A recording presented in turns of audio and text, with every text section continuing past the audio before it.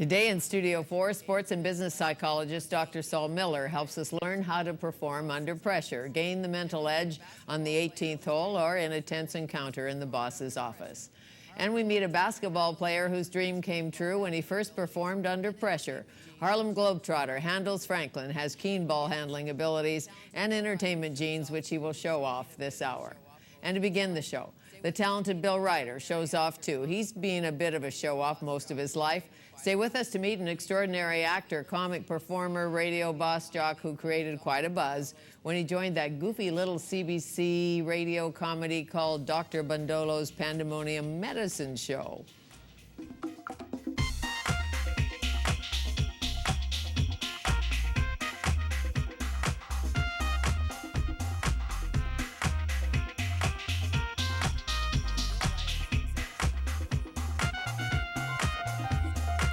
When Bill Reiter zigzags into a room, you know you are in for some laughs and good times. He has been a rock and roll DJ, a stage actor, a record producer, record store owner, commercial writer, performer on radio and television, and a Sasquatch in the old Kokanee beer commercials. He is one of Canada's most respected professional actors and the co-recipient of the 26th Annual Sam Payne Award.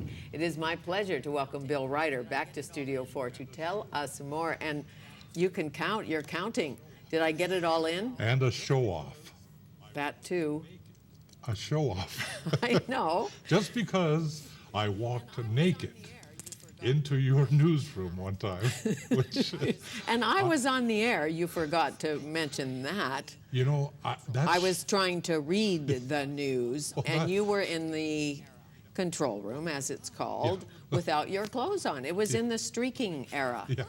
Well, there wouldn't be. That's the reason to do it. I mean, you know, of course. Of course. You're reading the news, and oh my gosh, what? You know, maybe this is one of the reasons that the career has changed now, because Perhaps. I don't have that. I don't have those. Well, I'm trying to pick my words, because Leslie said, remember, you can't swear or you can't say anything out of. And it's morning television, and you have to leave your clothes on. That's right. If you don't, then we'll have to get the hook. Believe me. Oh, yeah. I me mean, too. when was that? You know? Many moons ago. Yeah. So possibly there may have been an interest many moons ago. Well, and people were streaking. It was the thing to do. People were streaking football games and down the street. It was a fun thing to do, and you just thought it was a fun thing. My radio operator never got over it. She has her head like she's supposed to throw to commercial. Yeah. She's laughing so hard she can't throw to commercial, and I'm thinking, okay, I'm going to have to pad in here. I don't think Phil Reimer's ever forgiven me for one time he was doing the weather, and because I thought I owned the CBC. You know, you're young, you're full of it, and I walked right in front of his weather, and this is before green screen or any of that, so there was actually a weather board, and I just walked right in front of him and said, "Taxi!"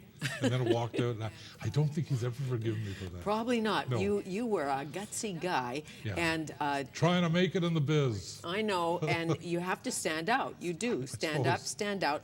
When you were in school, yes, were you the classroom prankster? Yes, always. There was one thing during typing I remember, but the thing is, I had some teachers that thought I was a humorous fellow.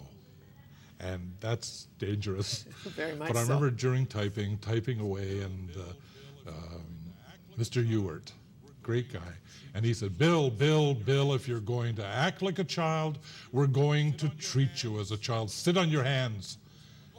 Oh, Mr. Ewart, sit on your hands. And so I went like this, and I went, oh, just can't trust myself. You didn't. And, you know, Ewart breaks up, the class breaks up. Well, actually, he didn't break up. He walked out in disgust, slammed the door, and the class was like, oh, you're really going to get it now. And then from outside, you hear, Mr. Ewart's breaking up outside. So, yeah. To the principal's office, no, because you probably would have caused the principal to break up. Did you? No, not really. Kicked out of school? Mr. Ewart never kicked out of school. No. Never in jail.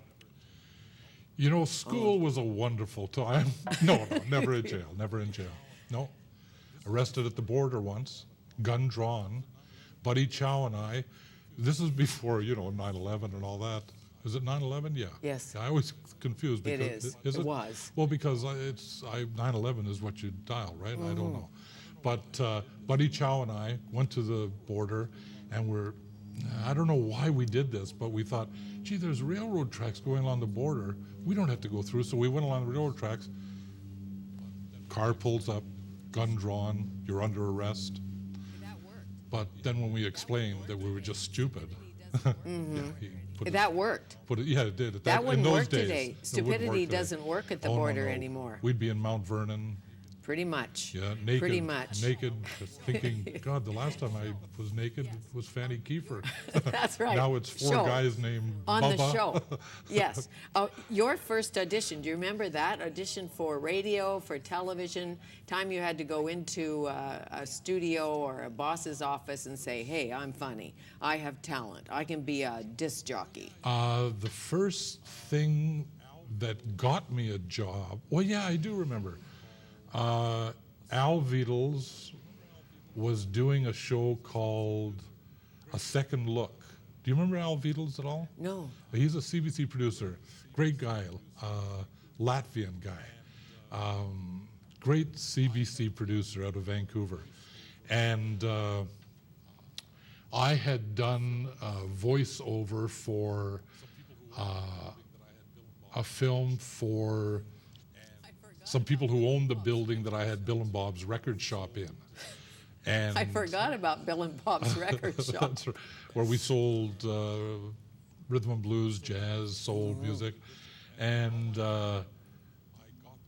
so that was the first time I ever auditioned. And how I knew I got the job, remember Ted Stitter, the old actor, Joe Golland? It was all those older actors that were before us. These were the actors that had to drive cab and work in clothing stores. You know, there were no actors before my age group who could make a living acting. They all had to really have a job, and then they acted too. And how I knew I got that job and became host with Mulligan, Terry David Mulligan, yeah, and you. Yeah, of A Second Look. How I knew I got the job was while we were reading the script, and then I ad-libbed something, the floor director and the cameraman laughed. And we were the only guys the floor director and cameraman laughed at. And I went, oh, that indicates something. And I was having lunch at the Ho Ho, and Bobby Garrison, who owned Bill and Bob's record shop with me, phoned me at the Ho Ho and said, you know what? They just phoned you from CBC, and you got the job at CBC. And that's the first thing I ever did. And at the Ho Ho, I think the Ho Ho's gone now, isn't it? No, I think it's Still there. Come back, yeah. The Ho Ho, Yeah. the old hangouts. Sam passed away, but I think it's now come back. Okay. That's what Red was telling me, Red Robinson. Red Robinson. Just Well, to there's- drop names, you know. Of course we Yeah. do. And lots of Feldman. hangouts for boss jocks and things like that. You were an official boss jock with Roy Hennessy and Fred Latromo and yes, I never knew that the until Boys of Radio. I read it on Radio West, you know, Ted Wendland's blog. Or I read that I was an official boss jock, yeah. Well, you were writer. Bill Reiter, the all-nighter. Bill Reiter, the all-nighter, which meant your hours weren't so good. No, but I also did Groove and Blue, which was the first black music radio show in Canada. A white guy doing a black music radio show. Well, Well, that's you know, interesting. and yeah, Well, it's crossover. I never as saw you it know. that way. No, Because in the nor East should End, you have. No, in the East End, black music was the music of the East End. Yes. Yeah. Now, born in Quebec, Yeah, born in Montreal. lived in the East End, went to Britannia High. Went to Temp first, Okay. and then Britannia. An alum of Britannia. Yes, and you know I brought the very good-looking Bob Fitzpatrick in for you and for Leslie and for the other ladies. Remember, we were here Yes. with the 100th anniversary. I of- sure do. yes. Did Jimmy Pattison go to Britannia? No. No, I don't think so. Okay, Red Robinson, I don't know. Dave Barrett did. Dave Barrett did, not Norm Groman, but we can talk about him now because Norm Groman is the ultimate mimic. He is just such a wonderful vocal caricaturist. As a matter of fact, when Steve Woodman Okay, let's start at the beginning. Former Okay. weatherman. So we're really Yeah. going to go into Dr. Bandolo and how it all began. So Yeah. Dr. Bandolo began without you. Yes. It was a goofy, satirical, fun, creative Yeah, radio that's show. right. There was a on radio CBC. show. That's right. There was a radio show, and it may be the best thing I've ever done, called originally Saturday Satiricon. And that was Ted Stitter, an old actor, Marla Groper, Bill Buck, and I wasn't part of it. Then they brought me in, and it became Dr. Bandolo. Then they brought in a guy called Steve Woodman. Steve Woodman, standing beside Steve Woodman, doing this show called Dr. Bandolo's Pandemonium Medicine Show, standing beside Steve was like going to school. He was such a wonderful comedic radio actor. And then he died tragically coming home from hosting the Variety telethon. And one of the things was, we thought, how do you ever replace Steve Woodman? And With his son. He has a son named Steve Woodman, who Who's is unbelievably- otherwise known as Jesse Dillon. that's right, who's Also a music guy and jock and who's unbelievably radio guy. yeah, who's unbelievably Talented. and who's very successful, isn't Yes. he? Yeah. Yes. So how do you replace Steve Woodman? Well, Jeff Groberman, who was one of the writers. Right. Yeah, you know Jeffrey. And he Yeah. can write. He's a funny boy. Yes, he is. And Jeffrey is one of the unheralded people of Dr. Bandolo, and of course Don Kowalczyk, the producer, and Danny Thatchuk, a.k.a. Colin Yardley, brought in Norm Groman because they'd seen Norm do the weather and they knew Norm was funny. There you are. Is that right? Some of the Oh, crew. that's right. There's So- Norm. Norm, for people who don't know, was the weatherman at BCTV forever, which is for now a global. long time. That's right. So It's now global. from the left, camera left, or home left, Norm Groman, me, Marla Groper, Bill Buck in a headlock of Danny Thatchuk, a.k.a. Colin Yardley. Did you guys have a script? Was there a Oh, script yeah, there was for a script, casting crew, or did you just But- make it up? No, we went off the script many, many times. But the genius of Bandolo was Colin Yardley, the writer. He invented characters like Vic Vaseline, Greaseball Extraordinaire, the Lone Deranger. I can't think of. Yeah, other Vic one, but Vaseline. Vic Vaseline. I thought you were Vic I Vaseline. was Vic Vaseline. That's what I thought. That's why I mentioned him first. Okay, because you I'm not- remembered. I'm not crazy. No. I mean, I'm giving credit to all these other guys. But you had fans. Bandolo had fans Yeah. across the land, on the U.S. border. Witness. Witness. Witness. That fellow that. George Lackney. Lackney, who's the Lackney. senior producer of Urban Rush. George John Lackney, Esquire, it says here. That's right. He Now, wrote and said, I am a loyal listener of Dr. Bandolo's Pandemonium Yeah, Medicine this Show. card was sent out if you wrote in to CBC and said, could I have a card, please? I am really a loyal listener to the Dr. Bandolo show. And I don't know how many of these cards were sent out, but I know that it was signed Ignaz Bandolo, and I know that Don Kowalczyk, the producer, actually, I saw him signing. There was signing no them. Ignaz Bandolo. Of course not. I The hate to tell almost- George that. Well, we won't. No. The Almost Loyal Order of Bandolo that certifies that George is RM. Is RM, a loyal listener. Is or RM. Is or RM, something like that. Yeah, it was okay. it was a huge show. We had listeners all along the border in the Right. States, in Detroit. One fan club sent me a plaque. Yes. Goofball extraordinaire, Bill Reiter. It was. We traveled everywhere. We went to Alberta, Saskatchewan, Manitoba. I mean, it was huge. Really yeah. fun. It And may it be the went to be- television. Went to television. Unfortunately, we lost control because in television, if you don't know about television, because we didn't really know about television,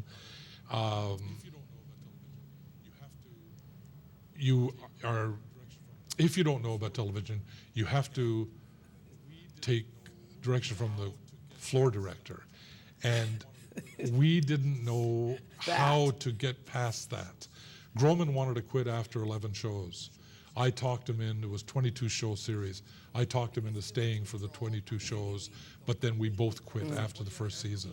Because too much control. On radio, you could go completely crazy. Well, yeah, and and on TV, they Kowalczyk- controlled you a little and- more because the camera had to find you. Well, of course, and Don Kowalczyk loved us. And Don Kowalczyk, the radio producer, left to go to LA to follow Right. his dream, which was to get certificate in film directing Wow. from the American. Film Institute or Yes, something? yes, exactly. Yes, and so it goes. But of all the things you've done, Yo My Little Mugwump, Well, of course, the Kokanee Beer commercials, those television commercials that I did for Kokanee Beer, as the Sasquatch, as Sask, took that beer from 8% of the market to 37% of the market. any idea how many commercials you've done? Probably 300, something like that. This is the Kokanee Beer commercial. Yes, yeah. that looks like You Brew can't or hear Boss. it. That's the dog? Brew. The Brew, That's the Brew? dog became quite well known too. Oh, yeah. And you can't hear it, I don't think, but that was, if you did, Fred Latrimo's doing the voice of the announcer. Freddie's now in Prince Edward Island. Did you know that? No. Oh, good. I'm glad. I like to give little tidbits Fred to you. Latrimo's in PEI? Is Yes. he doing radio? No, or he just lives there. He just retired. Him- Well, he he keeps and Kathy. retiring. Well, he comes back occasionally, as you know. Now, Yes. you've also done serious work. Mice and Men, you played Lenny. Yeah, Lenny of Mice and Men. Tevier and Fiddler on the Roof. Yeah, that's not serious, but I also did, speaking of serious, a lot of serious radio drama for CBC that people don't know about. Did you And- like it? Yes, I really liked it. As a matter of fact, Robert Chesterman, I worked with, who was a CBC radio drama director and producer. And that's where I learned a lot of stuff that I used in doing the 5,000 radio commercials that I've done. Yeah, one-man commercial machine, they used to call you. Jolt Cola, I remember you doing Jolt Cola. That's true. That was with Miles Ramsey, who I think will be at the Award. awards. The Sam Payne yeah, Award. yeah. Congratulations, Can by I the say way. something about Max Green, or not Alex Max Green, Green. Alex Green rather? Yes, the Max stuntman. Green's my lawyer. Well, don't talk about Hello, him. Max. What the heck? The co-recipient Yeah. of this award, Sam Payne being a marvelous theater man. Yeah, well, actually, many there are moons two ago. awards. You know, there's Okay. the Sam Payne Award that Alex Green, he's getting the Sam Payne Award, which is, it recognizes professional performers displaying humanity, artistic integrity, and encouragement of new talent, all attributes that were often used to describe Sam Payne's personal qualities and his contributions to Canadian theater, film, radio, and television. I'm getting the Sam Payne Lifetime Achievement Award, and that's to the person who leaves 4 $100 bills in an unmarked envelope on the. Oh no, sorry, that's for lifetime achievement. Yeah, but this Alex Green, this fellow is an elite stuntman, whipping gunmaster. Oh, hello. Oh, I didn't hello, know. Hello, Alex.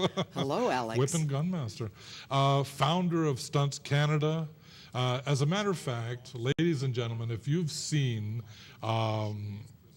Charles Bronson, Lee Marvin, Anthony Hopkins, Omar Sharif, Chris Plummer, Cliff Robertson, George Scott, Jack Lemmon in films, and you've seen them doing some stuff that you go, They're Jack good. Lemmon, holy mackerel, how do you do that?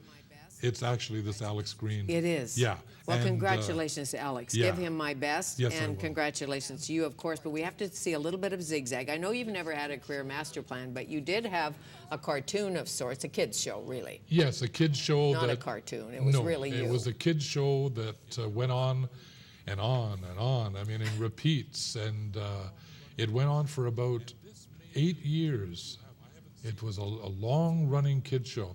And this may be the clip that you have. I haven't seen it for, oh my God, 20 years. Okay. This may be one of the funniest things that was on the kids show. Let's take a look, because the adults like this show, too. Yes.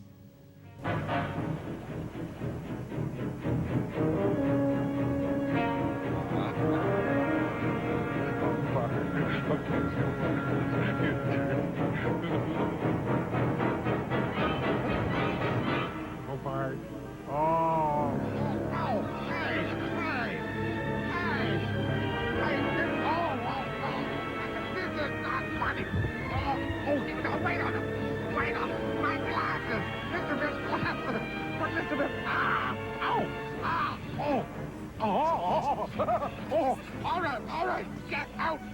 Get out. Should have mentioned it was in a car wash. I was thinking, maybe. I thought, where are you? You're in the We should little always car. set those things up. Set those things up. Oh, dear God. Exactly. Yeah. So you were in a So car much for wash. it being one of the funniest things that we ever did on. Well, Segway. you know, we'll set it up better the next time you Oh, come cool, by. thank Okay, you. but I remember you did a few beachcombers, didn't you, with Bruno Jersey? Yeah, a couple of beachcombers. And Did you do Celebrity Cooks with Bruno? Never when did he had Celebrity Celebrity Cooks, Cooks? but I did Celebrity Cooks with, I believe, the fellow who did afternoons on CBC Radio, Oh. Jürgen Goff. Oh, Jürgen Goff. Yeah, that was An Celebrity icon. Cooks too, wasn't it? I don't know what he called that, but No, could but be. it That was was a cooking radio show, yeah. cooking show. You Yeah. filled in for Vicky Gabbro. I Filled in remember for- that. And that was scary. Oh, Well, it's difficult doing a talk show. Oh, who knew? hello. Who knew? The all-nighter Bill Reiter. You should know that Yeah, but because it's difficult. you have to pay attention a bit, a Yes. titch, or you No, have I'm to, serious though. or you have a buzzer. It was very scary. Well, on live radio, you know you have to have a buzzer, especially if you have callers, because they say things. Yeah, or the guy you had on yesterday. Oh, which one? Not with the. You mean when Ronnie James? Yeah, but you Little know when. Ronnie? Yeah, I love him. I couldn't believe that you had your hand on that snake. And you were just Oh. like, with these snakes, do you? And you had your hand. I was like, what are you doing? Well, see, I like Casually. snakes. Oh, I'm well, one of the that- few women, I suspect, or few people Yeah. who like snakes. I'm fine with snakes. And also, may I say something else about yesterday? Yes. Sight isn't the most precious gift. Hearing is. Hearing. Really? Oh, yes. Well, Because that's what I I've know heard. we discussed that. I've heard that Oh, too. you discussed it. That you think if you have to lose a sense, right. Better to lose your hearing. But people who have lost a hearing say not so. That sight. I don't know. We'll have to have that discussion another Yeah, time. yeah. In the meantime, don't do any more grunting and woofing and groaning and all of that stuff, because it's certainly on your calling card that you can grunt and woof and groan. Well, that's true. Yeah. Well, are you referring to doing the Fado play at the Playhouse? Uh-huh. Yeah. I remember You know, that. doing those live performances like Pseudolus, a funny thing happened on the way to the Forum, Tevye, they were highlights too. Yeah. Yeah, Tevye. Great. Doing stage was wonderful. I thank you. Yeah, Congratulations, you've earned this. Yeah, what's neat is having people phone and congratulate and having emails and all that. That's, Well, sure. To that's think wonderful. you started out in a Yeah. baseball cap or something. I've seen a picture You've of you in seen the that. Bears cap. You've seen me bare too. So. I've seen you there too. So it all worked out Yes, in the end. we've come full circle. Exactly. Thank you. You're very welcome. Thank you. Bill Reiter. Coming up, he teaches elite athletes, sports teams, presidents, plumbers, and pancake makers to use power thoughts, imagery, and other techniques so they can perform under pressure. Stay with us for Dr. Saul Miller.